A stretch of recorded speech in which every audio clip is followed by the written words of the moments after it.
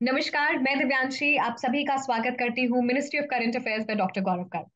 मेरे साथ आज इस इंटरव्यू सेशन में जुड़े हैं राकेश कुमार जी, जिन्होंने एनटीपीसी लेवल 5 एग्जामिनेशन क्लियर किया है। चलिए सीधी बात करते हैं राकेश से और जानते हैं उनका सफर एग्जामिनेशन क्लियर करने तक। वेलकम राकेश, बहुत ढेर सारी बधाई and we are very glad to have you today on our interview. Thank you ma'am.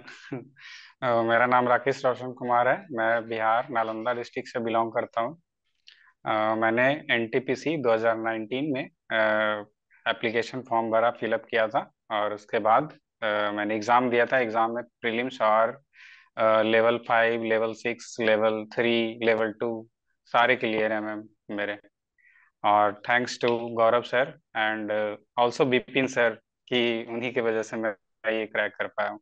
सो राकेश, थोड़ा सा पहले अपने बैकग्राउंड के बारे में बताएं, उसके बाद हम एग्जामिनेशन की जर्नी भी जानेंगे आपसे। हाँ जी मैम। मैं एक्चुअली में अपना 10th और 12th जो है बिहार से ही किया था। एक्चुअली मेरा घर बिहार बिहार पटना से मैंने 12th किया था और गांव से मैंने 10th किया था। उसके बाद फिर मैंने फर्दर जेई की प्रिपरेशन की थी, पर जेई क्लियर नहीं कर पाया था। तो मुझे मैम स्टेट गवर्नमेंट की कॉलेज मिली थी बीटेक करने के लिए, from Punjab Technical University Punjab Firozpur से मैंने बीटेक किया हुआ है कंप्यूटर साइंस इंजीनियरिंग में। एंड देन फिर मैंने 2 साल गेट की भी प्रिपरेशन की थी। गेट में भी अच्छे मार्क्स नहीं आए थे मेरे। तो फिर मैं होपलेस हो गया था कि मैं क्या करूं। उसके बाद फिर मैंने जनरल कंपटीशन के बारे में सुना कि अच्छी अच्छी पोस्ट होती है, बैंकिंग वगैरह सेक्टर बहुत बढ़िया होता है। तो मैं उसकी तरफ रुक कर गया था प्रिपरेशन करने के लिए। लेकिन आफ्टर 1 to 2 years मैंने बैंक की भी प्रिपरेशन की। कई बार जो है मेंस में कट ऑफ क्लियर नहीं हुआ, तो कई बार मेरिट नहीं बना उसमें, तो वो रह गया। उसके बाद फिर मैंने एसएससी की तरफ रुख किया। एसएससी में कई बार एग्जाम क्लियर भी हुआ मेरा, पीटी भी क्लियर हुआ, मेंस भी क्लियर हुआ, उसमें भी मेरिट नहीं बन पाया था कई बार। लेकिन इधर पिछले 2 साल से रिजल्ट आने शुरू हुए और आज मतलब एनटीपीसी क्लियर है, सीजीएल भी मेरा क्लियर पिछले साल भी क्लियर हुआ था। एग्जाम देने नहीं गया था क्योंकि एनटीपीसी मुझे देना पड़ा था और बीच में कोविड की वजह से प्रॉब्लम भी हुआ था, थोड़ी दिक्कत हुई थी। राकेश, आपसे समझना चाहूंगी कि आपने इंजीनियरिंग की, उसके बाद 2 साल एग्जामिनेशन का गेट की भी तैयारी की, उसके बाद फिर आप लगे रहे लगातार एग्जामिनेशन। कभी ऐसा बहुत बार सोसाइटी हमसे एक्सपेक्ट करती है कि हमें तुरंत नौकरी मिल जाए, और हमारे आसपास वाले लोग को अगर तुरंत नौकरी मिल जाती है, we are still preparing. Prepare करने में कोई बुराई नहीं है and you should prepare also, लेकिन सोसाइटल प्रेशर होता है, उसको कैसे हैंडल किया? हाँ जी मैम। मैंने प्रिपरेशन करने के बाद जब मेरा कुछ रिजल्ट नहीं हो रहा था, तो उस बीच में मेरे गार्जियन भी होपलेस हो चुके थे और मैं भी थोड़ा होपलेस हो चुका था।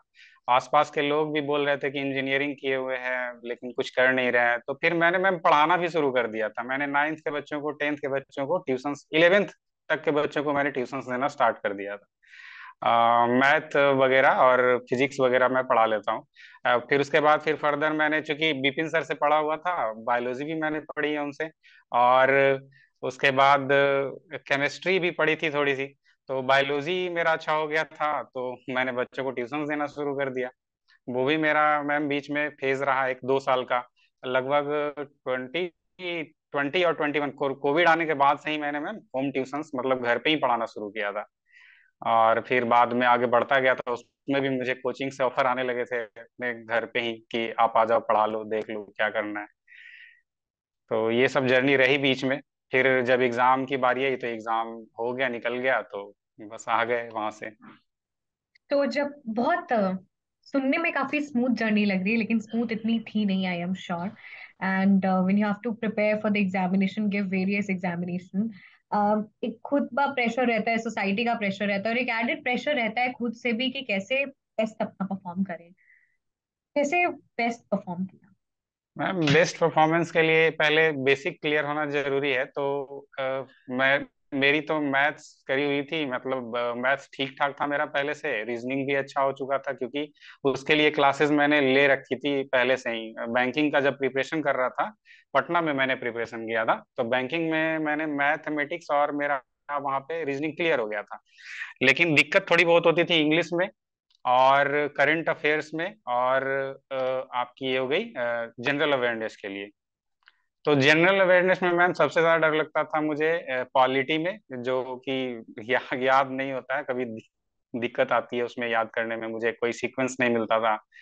तो फिर मैंने फ्री वीडियोस भी स्टडी आईक्यूज पे देखी है, जैसे कि अमित बरीदी किलोर की वीडियोस कुछ पड़ी हुई वहां पे फ्री में पड़ी हुई है। तो उनके पढ़ाने के जो तरीके हैं वो मुझे काफी अच्छे लगे थे, मैंने कुछ वीडियोस उनके भी देख रखे थे।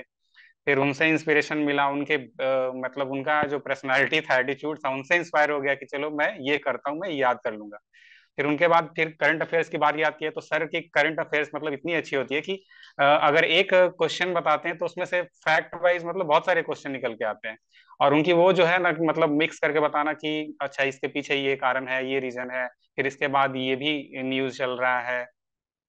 तो काफी कुछ रिलेट करके जब वो बताते हैं पीछे पिछले करंट अफेयर्स मतलब पिछले फैक्ट से, तो काफी हेल्पफुल हो जाती है बाकी सारी चीजों को याद रखने के लिए। तो उनकी जैसी उनकी पढ़ाई की टेक्निक थी, उसी तरह से विपिन सर की भी पढ़ाई की टेक्निक है। जब भी वो किसी क्वेश्चन को बताते हैं तो फैक्ट बेस्ड बहुत सारी चीजें बता देते हैं, जिनके कारण बहुत सारे पॉइंट्स कवर हो जाते हैं।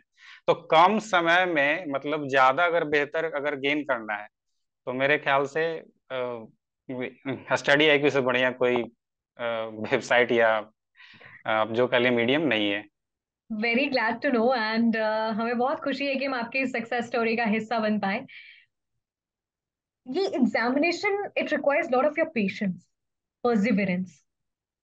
You have to give a lot to the examination. Mentally कैसे स्ट्रांग रहे, क्योंकि यू नेवर नो एग्जामिनेशन कब होगा, और हमने इस आरआरबी एनटीपीसी का तो स्ट्रगल पूरे देश ने देखा।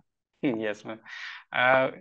इसके लिए मैम मैं ये कहना चाहूँ, अगर ये पहले एग्जाम और हो जाता ना तो और अच्छा होता, क्योंकि मैं एक ऐसे बैकग्राउंड से आता हूँ जहाँ पे इंग्लिश को उतना ज्यादा तवज्जो नहीं दिया जाता है। इसके वजह से क्या होता है कि हमारे जैसे बच्चों को इंग्लिश अगर अच्छा नहीं है, ठीक नहीं हो पा रहा है, तो बहुत सारे अच्छे अच्छे एग्जाम्स छूट जाते हैं। जैसे एसएससी सीजीएल की बात का अगर करता हूँ मैं, प्रीलिम्स वगैरह मैंने कई बार 2-3 बार क्लियर किया हुआ है पिछले 3 सालों में।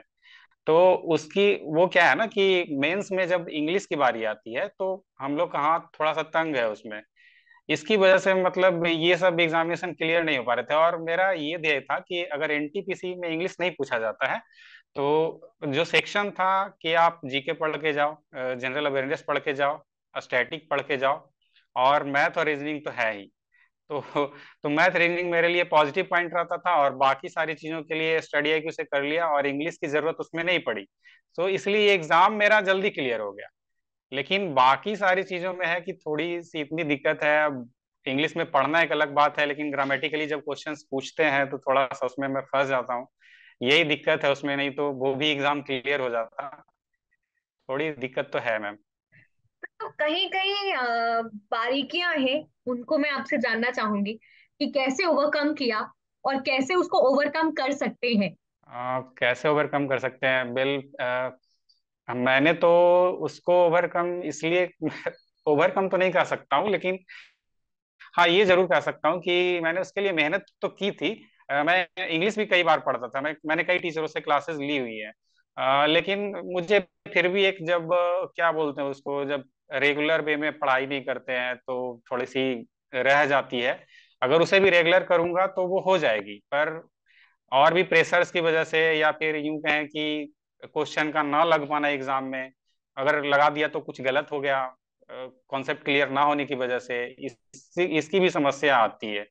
पर मेरे ख्याल से अगर उसको प्रॉपर वे में, जैसे कुछ सेक्शंस हैं जिनसे नंबर आते हैं, जैसे हो गया आपका वोकेबलरी हो गई, अगर ये आपका स्ट्रांग है, आपकी ग्रामेटिकल सेक्शन जैसे पार्ट्स ऑफ स्पीच क्लियर है, तो अगर ये अच्छी है तो आपकी मतलब कहीं पे रुक नहीं सकती है सिलेक्शन, मेरे ख्याल से। ये मैं कर सकता हूँ। बाकी मेरे में तो था नहीं इंग्लिश, तो मुझे एक कॉन्फिडेंस सा मिल गया और मैंने ये एग्जाम कर लिया। जो आने वाले स्टूडेंट्स हैं, एग्जामिनेशन का जो माइंडसेट है वो बहुत ही क्लियर और it has to be very firm. बहुत सारी चीजें चलती हैं, लेकिन उसको कैसे प्रिपेयर करें, कैसे खुद को एग्जामिनेशन के दिन, डी डे के दिन के लिए प्रिपेयर करें। एग्जामिनेशन के लिए सबसे पहले तो अगर आप नए हो तो आप क्या करो कि पहले एक बार गो थ्रू हो जाओ सिलेबस से कि क्या सिलेबस पूछ रहा है। उसके बाद आप मैं तो सीधा यही रिकमेंड करूंगा कि अगर आपको समय बचाना है तो आप किसी ऐसे शिक्षक के पास जाओ जो कि रिलेवेंट सोर्सेज से पढ़ाते हो। जैसे कि मैं गौरव सर से मैंने पढ़ा है, फिर उसके बाद विपिन सर से भी पढ़ा है, और भी बहुत सारे फ्री वीडियोस अवेलेबल हैं। इवन एनसीईआरटी के फ्री वीडियोस भी अवेलेबल हैं स्टडी आईक्यू पे। तो मैं उसी को देखता रहता था, क्योंकि मुझे रिलेवेंट सोर्स ही चाहिए था, ज्यादा कुछ एक्स्ट्रा करने की जरूरत नहीं होती थी। और ये काफी हेल्पफुल होता था कि मैं यहाँ से अगर कर रहा हूँ तो मुझे काफी अच्छी सोर्सेज मिल जाती थी। जैसे कि अगर कोई भी क्वेश्चन सर या कोई भी सर बता रहे हो, तो उनका एक पर्टिकुलर मतलब रिलेवेंट टॉपिक ही रहता था, और वो टॉपिक से इधर भटकते नहीं थे। एक्चुअली में होता क्या है कि बच्चे क्या करते हैं, यूट्यूब पे पढ़ने के लिए जाते हैं तो वो टॉपिक से कई बार भटक जाते हैं। मतलब यूट्यूब पे अगर एक लिंक खुला तो फिर पता नहीं क्या क्या बहुत सारे लिंक्स ओपन हो जाते हैं, आप उसको देखने लगते हैं, फिर आपका जो मेन फोकस होता है वो हट जाता है। तो आप बाकी चीजों में समय व्यस्त बेकार ना करके आप रिलेवेंट सोर्स चूज करें, जैसे मैंने स्टडी आईक्यू को किया है। और ये काफी अच्छा है, फेवरेबल है स्टूडेंट्स के लिए जो नए हैं, खास करके उनके लिए, कि ताकि भटकना नहीं पड़े ज्यादा। अगर आप भटकते हो तो फिर आप एग्जाम से भी भटक जाते हो। तो आप रिलेवेंट रिलेवेंट सोर्स से प्रिपेयर करो, अच्छा रहेगा। क्या दिनचर्या होती थी नॉर्मली आपकी जब when you were a student? Ma'am actually पहले पिछले 2-3 साल से जब मेरा एज पार हो रहा था, तो दिक्कत ये हो रही थी कि जब मेरा सिलेक्शन नहीं हो रहा था तो मुझे नींद भी नहीं आती थी कि मैं करूं तो क्या करूं। मुझे ना तो मुझे खेती आती है करनी कि मैं खेत में जाके काम कर लूंगा, ऐसा भी नहीं है। हाँ, लेकिन ये था कि आप जो है ये कह सकते हैं कि मैं बच्चों को पढ़ा लेता था, तो थोड़ी बहुत ये थी कि कुछ आगे चल करके चलो हो जाएगा। पर उससे लगता है कि उससे उसमें भी काफी संघर्ष है, उसमें भी आगे जाने पे कई लंबा समय लग जाता। तो इसलिए मैंने इसे चूज कर लिया कि चलो कहीं हो गया है तो मैं सेलेक्ट हो गया हूँ तो अच्छी बात है, यहाँ पे ही काम कर लूंगा, कहीं तो मेहनत करना पड़ेगा। कभी लगा अगर ये नहीं तो? जी बिल्कुल, कभी लगा कि ये अगर ये नहीं हुआ तो क्या होगा, लेकिन फिर जब पढ़ाते पढ़ाते क्या हो गया ना कि थोड़ा बहुत नॉलेज अगर एक्वायर हो जाता है ना, तो फिर लगा कि चलो कोई दिक्कत नहीं है, आगे चल करके फ्यूचर में कुछ ना कुछ कर लूंगा। मतलब कोई एक रास्ता मैं खोल चुका था कि अगर ये नहीं हुआ तो मैं आगे चल करके कुछ अच्छा, मतलब टीचिंग भी कर लूंगा अच्छी मैं। अगर यहाँ पे नहीं कर पाया तो कहीं और कर लूंगा। उसके लिए फिर मैं इंग्लिश सीख रहा था ताकि मैं इंग्लिश में बोल सकूं। एक्चुअली मैं यहाँ पे बोल नहीं पा रहा हूँ, थोड़ा सा नर्वस फील भी कर रहा हूँ। लेकिन खैर ठीक है, कुछ समय बाद अगर हो जाती है अच्छी तो वो भी कर लूंगा। जितने भी स्टूडेंट्स हैं उनके लिए कुछ खास tip suggestion?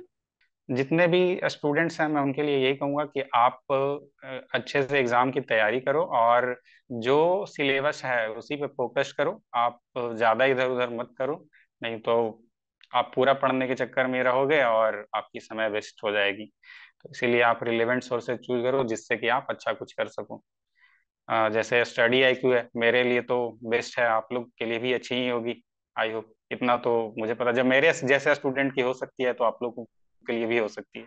Thank you so much Rakesh for joining us in this interview session. पूरी टीम की तरफ से ढेर सारी शुभकामनाएं। We wish you good health, good luck. Thank you. Thank you.